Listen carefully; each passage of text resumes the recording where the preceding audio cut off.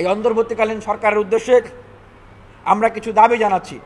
1 নম্বর দাবি, আগামী 24 ঘন্টার ভিতরে যেভাবে ছাত্রলীগকে নিষিদ্ধ করা হয়েছে, একই কায়দায় আওয়ামী লীগ এবং তার দোসর জাতীয় পার্টি এবং তার সাথে যারা সংসদে গিয়েছে সরকারের এই সমস্ত রাজনৈতিক দলের কার্যক্রমকে নিষিদ্ধ ঘোষণা করতে হবে।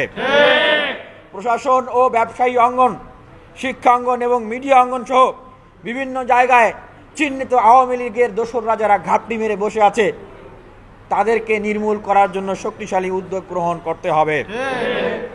আমাদের যারা শহীদ হয়েছেন তাদের পরিবারের পুনর্বাসন করতে হবে এবং আহতদের সুচিকিৎসা নিশ্চিত করতে হবে, তাদের পরিবারকে পুনর্বাসনের ব্যবস্থা করতে হবে।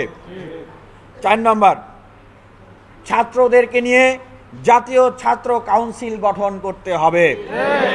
আবারও বলছি, যত রাজনৈতিক ছাত্র সংগঠন আছে এবং আন্দোলনকারী ছাত্রদের গ্রুপ রয়েছে, ছাত্র রয়েছে, তাদেরকে সাথে নিয়ে দ্রুত সময়ের ভিতরে আলাপ আলোচনা করে জাতীয় ছাত্র কাউন্সিল গঠন করতে হবে এবং জাতীয় পর্যায়ে রাজনৈতিক দলগুলোকে সাথে নিয়ে জাতীয় সরকার গঠন করতে হবে।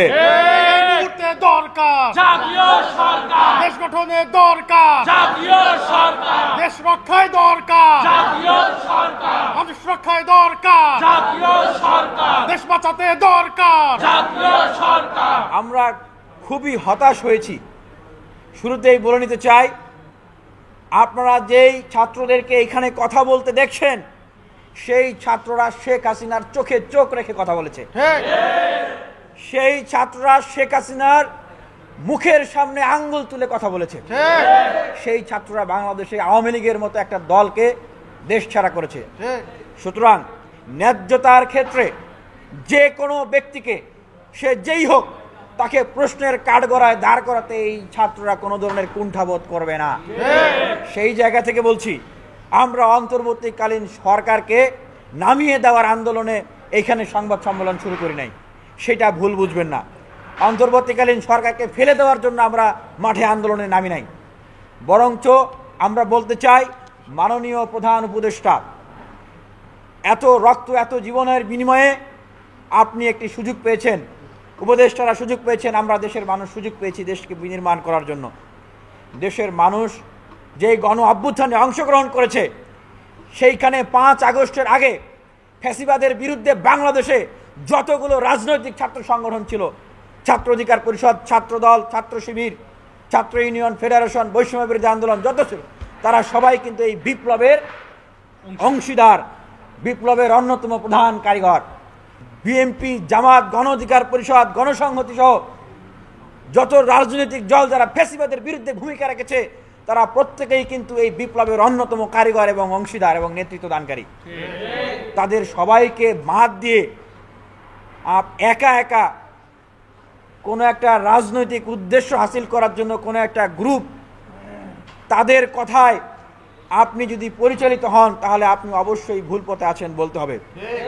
যারা আপনাকে মাননীয় প্রধান উপদেষ্টা, আমরা শিক্ষার্থীদের পক্ষ থেকে বলছি, আন্দোলনকারী শিক্ষার্থীদের পক্ষ থেকে বলছি, যারা আপনাকে এই ধরনের বিষয়গুলো বুঝাচ্ছে এবং আপনার সহযোগিতা চাচ্ছে, আপনার ফেভার নেওয়ার চেষ্টা করছে, আপনাকে অনুরোধ করব, তারা আপনাকে পুরোপুরি ভুল জিনিস বুঝাচ্ছে। এই আন্দোলনে 18 কোটি মানুষের আন্দোলন, এই আন্দোলন ছাত্র জনতার আন্দোলন।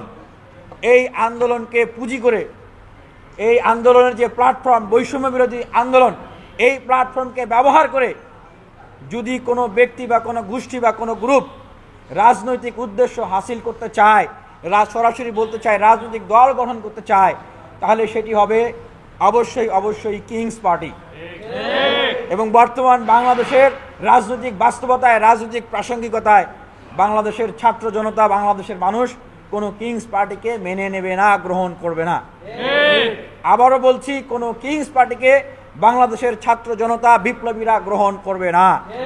এই বিপ্লবে সকলের যেভাবে অংশগ্রহণ রয়েছে, সকলের অংশীদারিত্ব রয়েছে, রাষ্ট্র পরিচালনা করার ক্ষেত্রে, রাষ্ট্রের সহযোগিতা পাওয়ার ক্ষেত্রে সকলেরই সেরকম অংশগ্রহণ করার সুযোগ রয়েছে।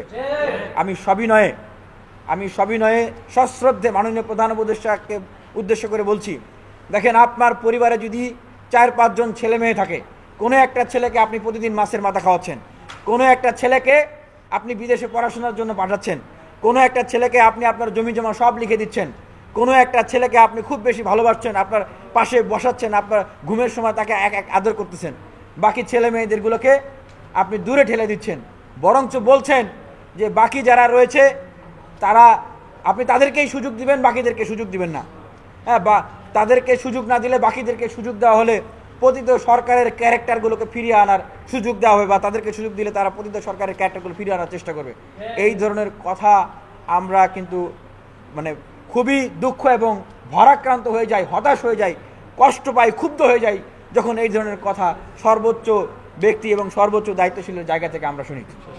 তাই আমরা আরেকটি দাবি, সেটি হচ্ছে আন্দোলনে অংশগ্রহণকারী যারা অংশগ্রহণ করেছে, বাংলাদেশের 56,000 বর্গ মাইলে ফ্যাসিবাদের বিরুদ্ধে যারা আন্দোলনে অংশগ্রহণ করেছে তাদের প্রত্যেককেই রাষ্ট্রীয়ভাবে স্বীকৃতি দিতে হবে। যেভাবে মুক্তিযোদ্ধাদেরকে স্বীকৃতি দেওয়া হয়েছে, এই 24-এর গণ অভ্যুত্থানে অংশগ্রহণকারী প্রত্যেককেই সেইভাবে করে স্বীকৃতি দিতে হবে। এইখানে যারা আন্দোলনে অংশগ্রহণ করেছে প্রত্যেকেই সমন্বয়ক। এইখানে সমন্বয়ক তালিকা তৈরি করে, সমন্বয়ক কমিটি করে পুরো গণ অভ্যুত্থানের যে ক্রেডিট বা গণ অভ্যুত্থানের যে অর্জন সেটিকে গুটি কয়েক ব্যক্তির হাতে তুলে দিয়ে এটিকে একটি বিশেষ রাজনৈতিক উদ্দেশ্য হাসিলের জন্য এই মূলধনকে ব্যবহার করার সুযোগ বাংলার ছাত্র জনতা তাদেরকে দিবে না।